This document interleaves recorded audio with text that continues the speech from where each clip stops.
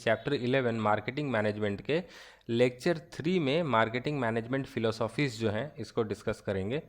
तो marketing management के कुछ फिलोसॉफीज़ हैं, वो क्या हैं वो हम चलिए देखते हैं। सबसे पहला फिलोसॉफी जो है वो है प्रोडक्शन कॉन्सेप्ट।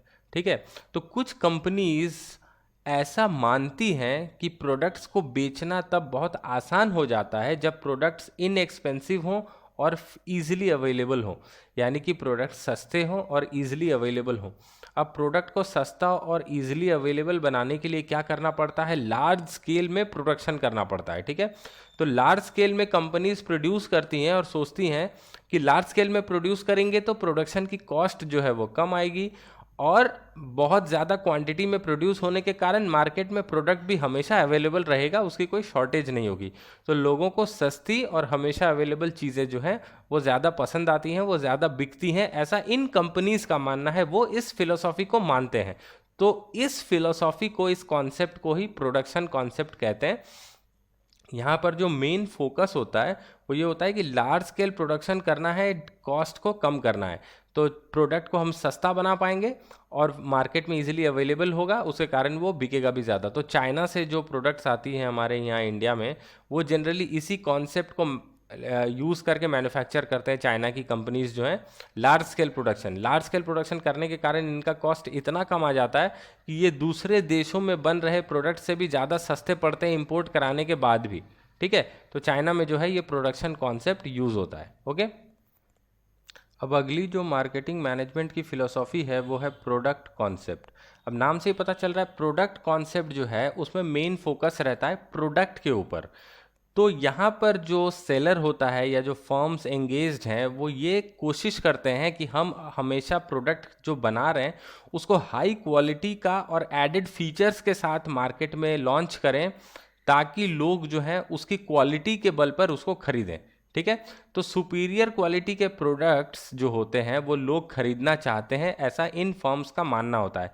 लेकिन इन कंपनीज को ये चीज़ भी दिमाग में रखनी चाहिए कि एक कस्टमर सुपीरियर क्वालिटी का प्रोडक्ट तभी खरीदेगा जब उस प्रोडक्ट की मार्केट में डिमांड होगी या उस कस्टमर को उस प्रोडक्ट की ज़रूरत होगी। ठीक है, सिर्फ क्वालिटी अच्छी दे देने से ही प्रोडक्ट बिक जाएगा ऐसा ज़रूरी नहीं है, कस्टमर को उस प्रोडक्ट की ज़रूरत भी होनी चाहिए। ठीक है, अब देखो यहाँ पर एक छोटा सा एग्जांपल दिया है कि firm dealing with a very high quality hair dye but customer will demand it only if they have grey hair. तो एक फर्म है वो बहुत हाई क्वालिटी का हेयर डाई बना रहा है, ठीक है, जिसकी क्वालिटी बहुत अच्छी है, बालों को कोई तकलीफ नहीं देगा वो, लेकिन कस्टमर तभी खरीदेगा उसको जब उसके बाल सफ़ेद हो रहे हों। ओके, तो यहाँ पर मेन फोकस जो होता है वो good quality product with added features पे होता है। अब अगला कॉन्सेप्ट जो है मार्केटिंग फिलोसॉफी में वो है सेलिंग कॉन्सेप्ट। तो सेलिंग कॉन्सेप्ट जनरली हम लोग डिस्कस कर ही चुके हैं।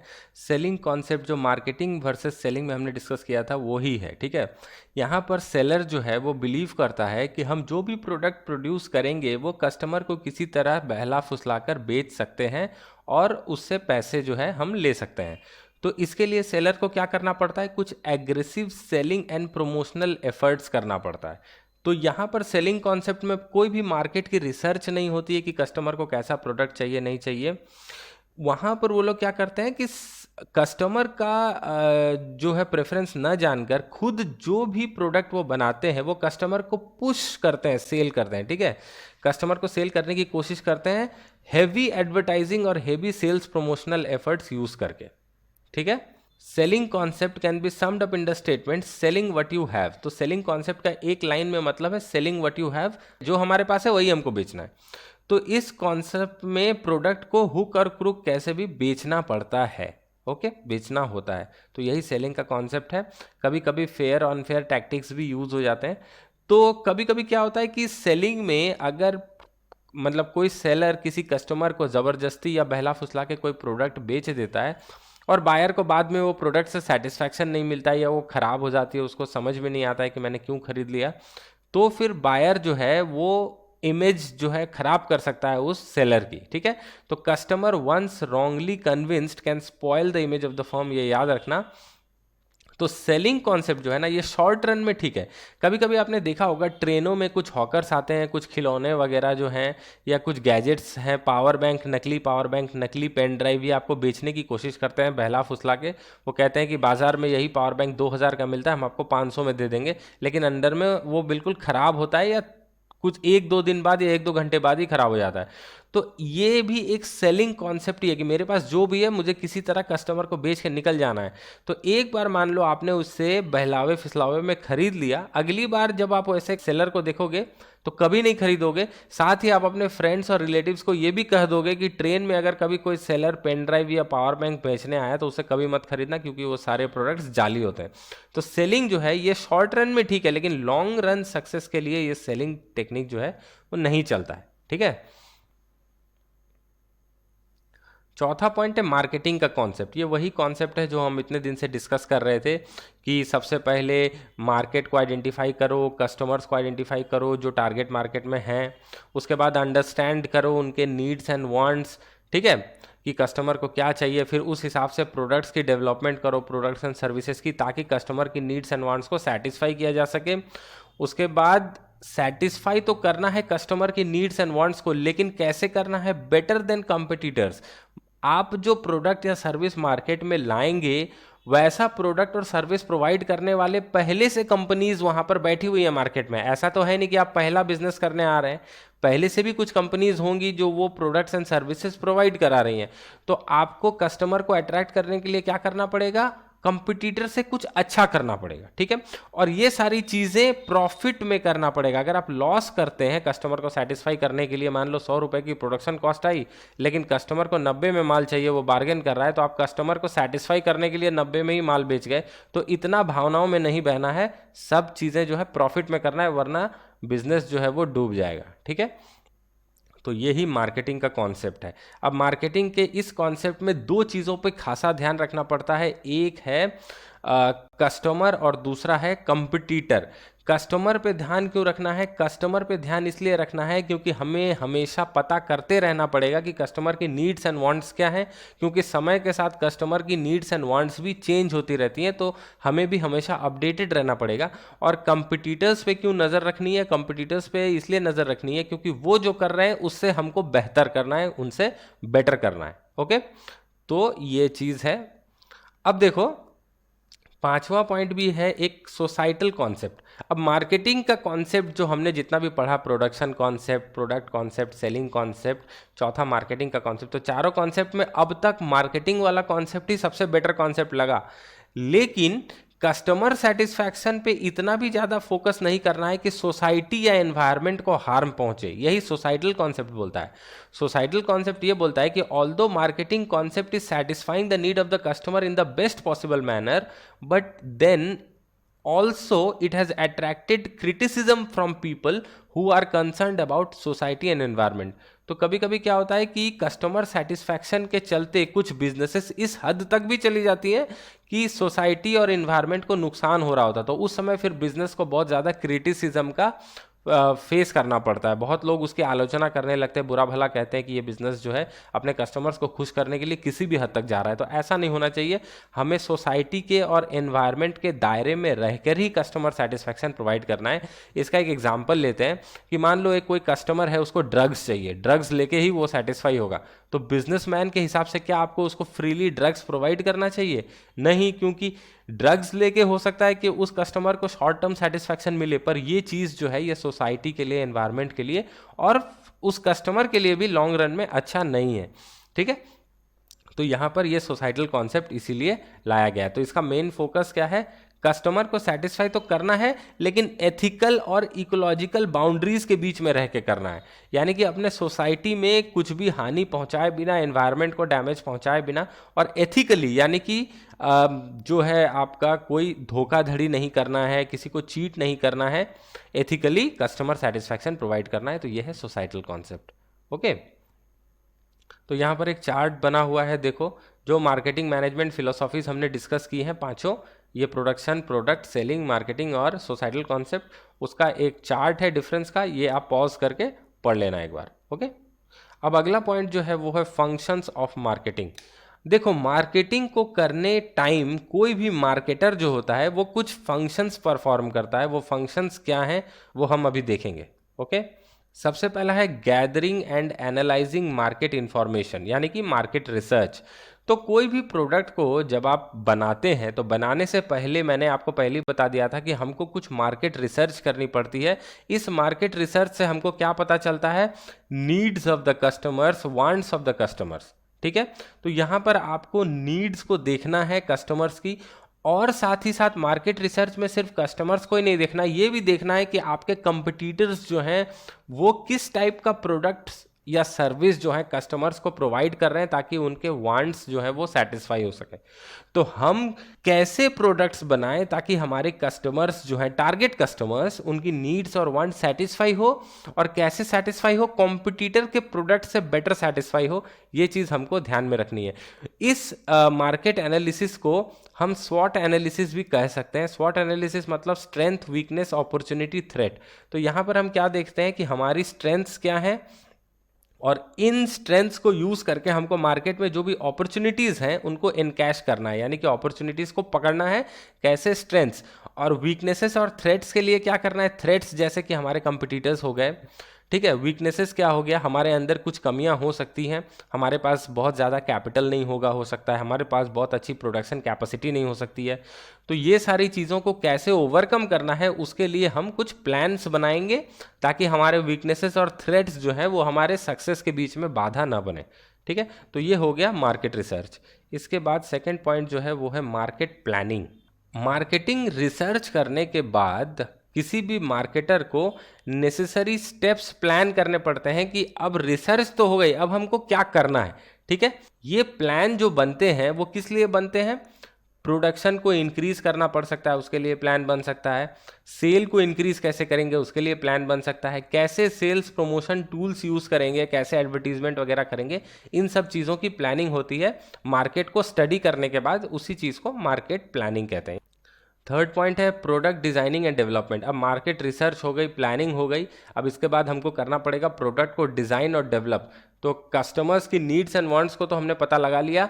अब उस नीड एंड वांट को सेटिस्फाई करने के लिए हमको प्रोडक्ट और सर्विसेज को डिज़ाइन करना पड़ेगा। डिज़ाइन करने के बाद उनकी डेवलपमेंट करनी पड़ेगी। तो every marketer offers a product और service to the customer, but what product और service has to be offered must planned.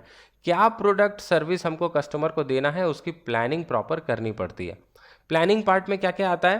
Planning part में डिसीजंस लिए जाते हैं कि प्रोडक्ट की क्वालिटी कैसी होगी, ठीक है, उसका शेप या डिज़ाइन कैसा होगा, पैकेजिंग उसकी कैसी होगी, कितने सारे मॉडल्स उसके हम बनाएंगे, ठीक है, कैसे हम अपने प्रोडक्ट को अपने कंपटीटर के प्रोडक्ट से बेटर बना सकते हैं, एसेट्रा एसेट्रा। ये सारी चीज़ें जो है उसको ध्यान में रखना पड़ता है। इसी को बोलते हैं प्रोडक्ट डिजाइनिंग एंड डेवलपमेंट। चौथा पॉइंट है स्टैंडर्डाइजेशन एंड ग्रेडिंग।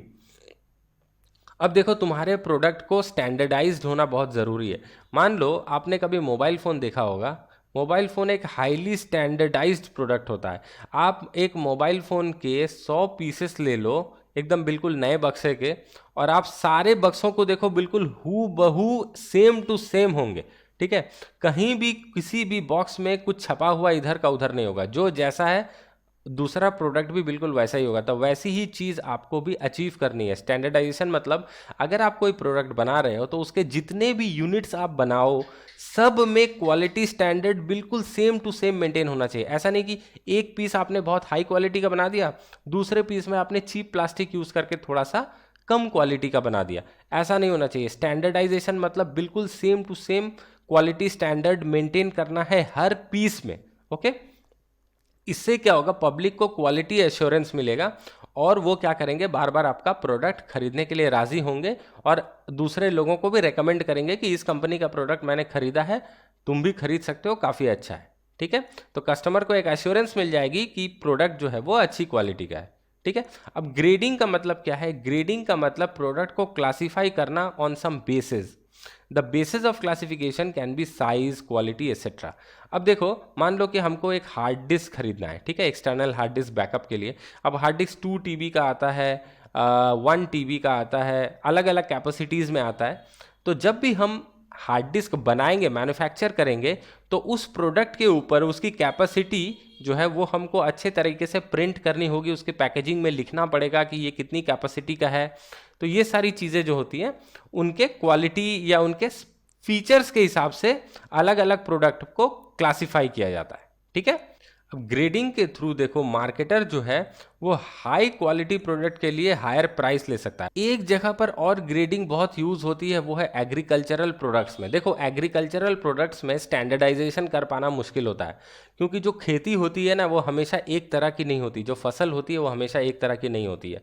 तो इसमें क्या होता है कि मान लो हम व्हीट बेच रहे हैं, आप कभी किसी दुकान में अगर गेहूं या आप अगर चावल खरीदने जाओ तो आप देखना कि वहाँ पर वैरायटीज ऑफ राइस मिलती है। कोई 50 रुपए किलो की है, कोई 40 रुपए किलो की है, अलग अलग क्वालिटी के राइस मिलते हैं वहाँ पर। तो राइस जो है वो एक स्टैंडर्डाइज चीज़ नहीं है, मतलब जहाँ भी मिलेगा आपको राइस वो एक ही क्वालिटी का मिलेगा ऐसा नहीं होता है। हर राइस अलग अलग तरह के होते हैं, उनकी अलग अलग ग्रेडिंग होती है, कोई अच्छा क्वालिटी का, कोई ख़राब क्वालिटी का।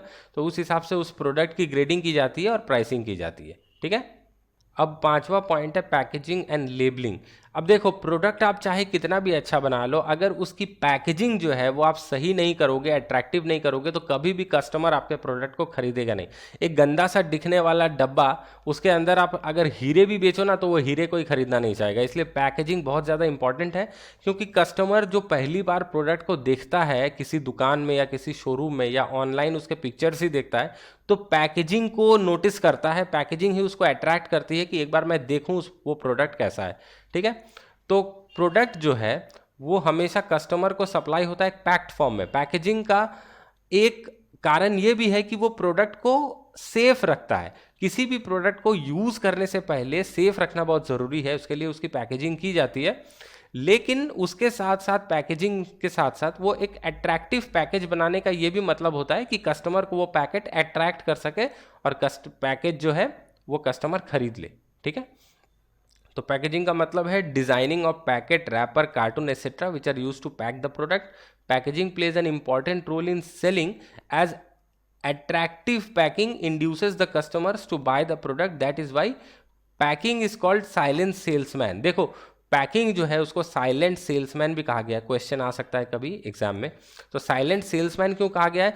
जैसे सेल्समैन अपने प्रोडक्ट की बड़ाई करके किसी कस्टमर को उस प्रोडक्ट को खरीदने पे मजबूर करता है, वैसे कभी कभी किसी प्रोडक्ट का पैकेज इतना सुंदर रहता है कि वो कस्टमर को लुभाता है कि आओ इस पैकेज को हाथ में लो, खोल के देखो क्या ये प्रोडक्ट लेने लायक है कि नहीं।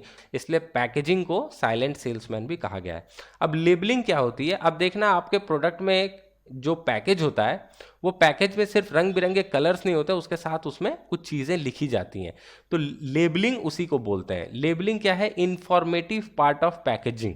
ठीक है, लेबलिंग के थ्रू पैकेट के ऊपर कुछ इंपॉर्टेंट इंफॉर्मेशन जो है वो कस्टमर को दिए जाते हैं, जैसे कि कौन सी ब्रांड का प्रोडक्ट है, इसके फीचर्स क्या है, इसकी प्राइस क्या है, एक्सपायरी डेट क्या है, कैसे इसको यूज़ करना है, कंपनी का नाम, पता वगैरह। ठीक है, ये सारी चीज़ें अट्रैक्टिव लेवल के साथ आपको प्रोवाइड कराई जाती हैं। छठा पॉइंट है ब्रांडिंग। ब्रांडिंग क्या है? ब्रांडिंग मतलब किसी भी प्रोडक्ट को एक स्पेशल नेम देना। जैसे आईफोन, आईफोन आपको पता है एप्पल कंपनी का नाम है, लेकिन प्रोडक्ट का नाम रख दिया आईफोन, क्योंकि आईफोन एक ब्रांड है। अब इसके अलावा भी एक्स्ट्रा ब्रांडिंग में जैसे आईफोन 11 हो गया, ये प्रोडक्ट का नाम हो गया, उसका ब्रांड हो गया। ठीक है, तो यही ब्रांडिंग होता है। कंपनीज जो हैं वो प्रोडक्ट को कंपनी के नेम से भी कभी कभी बेचने का डिसाइड कर सकती हैं, उसके लिए अलग ब्रांडिंग नहीं करती हैं। जैसे एग्जांपल सोनी, बीपीएल, एलजी, ये सारी कंपनीज जो हैं अपने प्रोडक्ट्स पे भी अपने कंपनी के नाम का ही ठप्पा लगा देती हैं। ठीक है, सोनी जो है वो अपने कंपनी का नाम का ठप्पा ही टीवी के ऊपर भी लगा देती है। लेकिन दूसरी ब्रांड्स जैसे मान लो हिंदुस्तान यूनिलीवर जो एक ब्रांड है, वो अपने प्रोडक्ट्स बेचती है, जैसे एरियल, टाइड एटसेट्रा, तो उसके पैकेट में प्रोडक्ट का एक अलग से ब्रांड नेम उन्होंने डेवलप करके रखा है। ठीक है, तो यहाँ पर अंतर समझना, कभी कभी कंपनीज अपना नाम ही ब्रांड नेम बना देती है और कभी कभी कंपनीज जो है वो अपने नाम को सेपरेट रखती हैं और प्रोडक्ट के लिए एक अलग ब्रांड नेम बनाती है।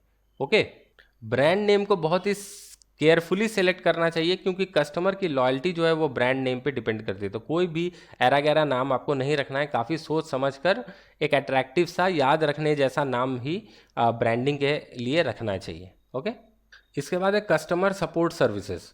अब देखो प्रेजेंट डे बिजनेस एनवायरनमेंट में कस्टमर ही किंग होता है। ठीक है, तो कस्टमर का सेटिस्फैक्शन बहुत ज़्यादा इंपॉर्टेंट है।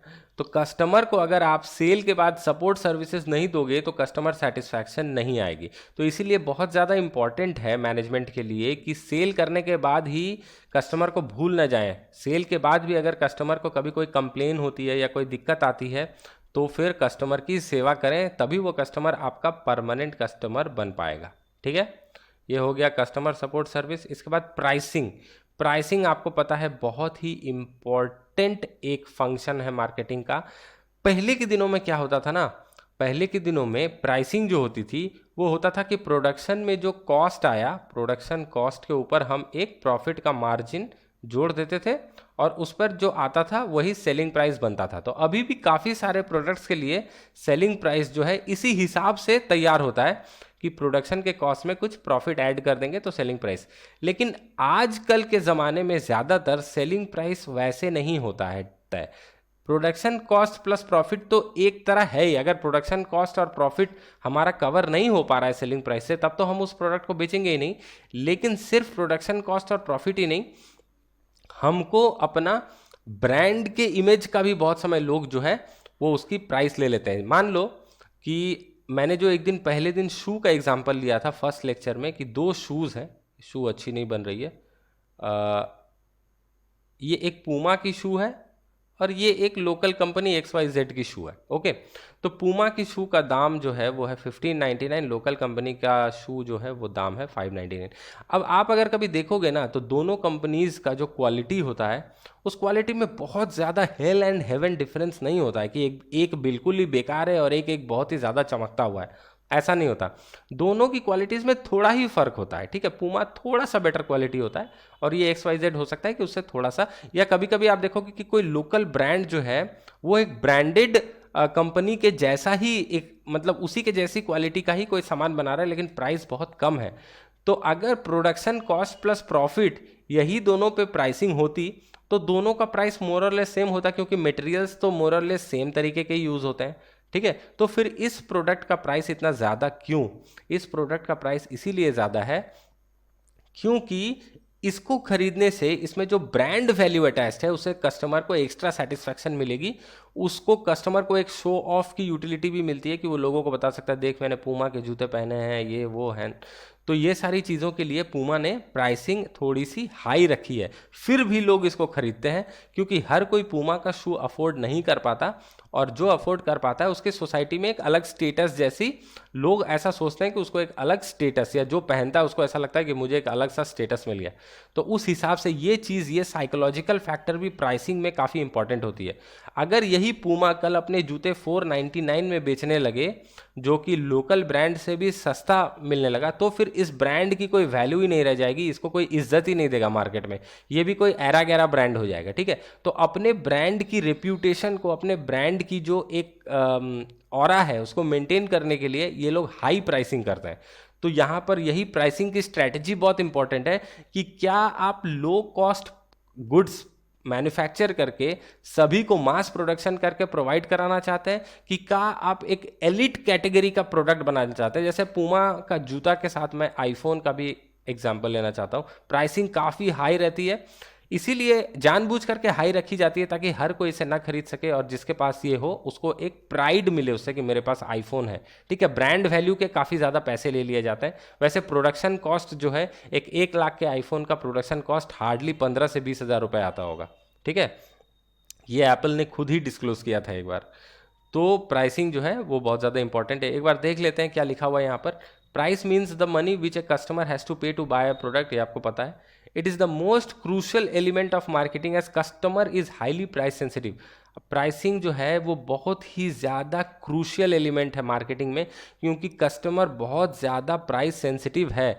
अगर ये XYZ ब्रांड देखे कि अरे यार मार्केट में जो पूमा का जूता है मैंने भी तो सेम टू सेम क्वालिटी का जूता सेम टू सेम डिज़ाइन का निकाल दिया है, तो उसका अगर 1599 प्राइस है तो मुझे भी 1599 प्राइस रखना चाहिए। अगर ये XYZ कंपनी ऐसा सोचे तो क्या कभी कस्टमर इसका प्रोडक्ट खरीदेगा? कभी नहीं खरीदेगा क्योंकि कस्टमर हाईली प्राइस सेंसिटिव है। वो ये सोचेगा कि इस प्राइस में तो मैं पूमा के जूते ही ना खरीद लूँ। तो क्योंकि इस प्रोडक्ट का उसको लगता है कि क्वालिटी सुपीरियर है, प्रोडक्ट सुपीरियर है, इसकी एक सोशल स्टेटस भी है पूमा कंपनी की, तो वो कभी भी एक्स वाई जेड कंपनी को अपनी प्राइसिंग बहुत ही सोच समझ कर करनी पड़ेगी। ठीक है। इसके बाद 9वां पॉइंट है प्रमोशन एंड सेलिंग। एक बार आपने प्रोडक्ट की प्राइसिंग कर ली तो उसके बाद अब आपको प्रोडक्ट को प्रमोट करना है और सेल करना है। तो प्रमोशन जनरली एडवर्टाइजिंग से होती है। ठीक है। एडवर्टाइजिंग के थ्रू क्या होता है कि हम कस्टमर्स को, जो हमारे टारगेट कस्टमर्स हैं, उनको बताते हैं कि हम ऐसा एक प्रोडक्ट मार्केट में लेके आए हैं, इसके ये फीचर्स हैं, इसका ये प्राइस है, ताकि कस्टमर को पता चले कि ऐसा एक प्रोडक्ट मार्केट में अवेलेबल है और उससे हमारी बिक्री जो है वो स्टार्ट होने लगती है। ठीक है। अब 10वां पॉइंट है फिजिकल डिस्ट्रीब्यूशन। देखो, हमने प्रोडक्ट को एडवर्टाइज कर दिया, सेल्स प्रमोशन कर दी, उससे ही काम खत्म नहीं होता। हमारे प्रोडक्ट को कस्टमर तक पहुंचाना भी बहुत ज़रूरी है। जनरली आपको ये बात पता होगी, क्लास 11 में भी आपने ट्रांसपोर्टेशन का टॉपिक जब पढ़ा होगा तो आपको पता होगा कि जहाँ पर गुड्स मैन्युफैक्चर होते हैं वो होता है फैक्ट्री, और जहाँ पर कस्टमर्स होते हैं वो दोनों जगह, कस्टमर्स कहाँ होते हैं? मार्केट में। तो दोनों जगह सेम नहीं होती है, इसमें काफ़ी डिस्टेंस होता है। तो फैक्ट्री से कस्टमर तक माल को पहुंचाने के लिए आपको फिजिकल डिस्ट्रीब्यूशन करनी ज़रूरी है। फिजिकल डिस्ट्रीब्यूशन के बीच में काफ़ी सारे लोग आते हैं, काफ़ी सारे ऑर्गेनाइजेशंस आती हैं, जैसे कि होलसेलर, रिटेलर, फिर स्टोरेज वेयर हाउसेज वगैरह भी बनानी पड़ती हैं गोडाउन्स में, जहाँ पर मटेरियल स्टोर रहता है, ताकि कभी भी मटेरियल की शॉर्टेज ना हो जाए, मार्केट में डिमांड के हिसाब से सप्लाई हमेशा बनी रहे। ओके। तो फिजिकल डिस्ट्रीब्यूशन में हमको यही तय करना है कि किस चैनल से गुड्स जो है डिस्ट्रीब्यूट होंगे, कैसे डिस्ट्रीब्यूट होंगे, कहाँ कहाँ पर वेयर हाउसेज बनाना ज़रूरी है, उसमें कितना स्टॉक मेंटेन करना पड़ेगा, ये सारी चीज़ें। ठीक है। 11वां पॉइंट ट्रांसपोर्टेशन, ये भी फिजिकल डिस्ट्रीब्यूशन से रिलेटेड ही है।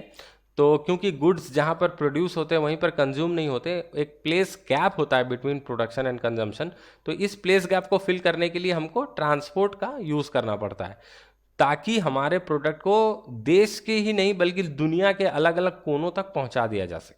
ठीक है।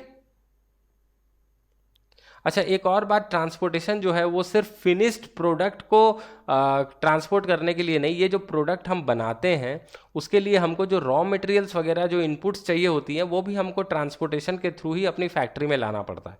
ठीक है। 12वां पॉइंट है स्टोरेज एंड वेयर हाउसिंग। तो स्टोरेज एंड वेयर हाउसिंग क्या है ये आपको पता है। गुड्स को प्रोड्यूस कर लेने के बाद इमीडिएटली वो बिक नहीं जाते, उनको सेफ रखना पड़ता है, उनको अलग अलग गोडाउन्स में रखा जाता है, ताकि जब जैसा ज़रूरत हो वैसे गुड्स को सप्लाई किया जा सके कस्टमर्स की नीड्स के हिसाब से। और गोडाउन में रखने से गुड्स जो है वो डैमेज से भी, धूप, बारिश, इन सब चीज़ों से बची, और गोडाउन में रखने से गुड्स जो है वो डैमेज से भी, धूप, बारिश, इन सब चीज़ों से बची रहती है। तो उनको प्रोटेक्ट करने के लिए और उनको जब ज़रूरत हो तब कस्टमर को प्रोवाइड करने के लिए स्टोर करके रखा जाता है। ठीक है। तो आज जो है मार्केटिंग के ये 12 फंक्शंस हमने डिस्कस कर लिए। अगले लेक्चर में हम मार्केटिंग मिक्स का टॉपिक जो है वो डिस्कस करेंगे।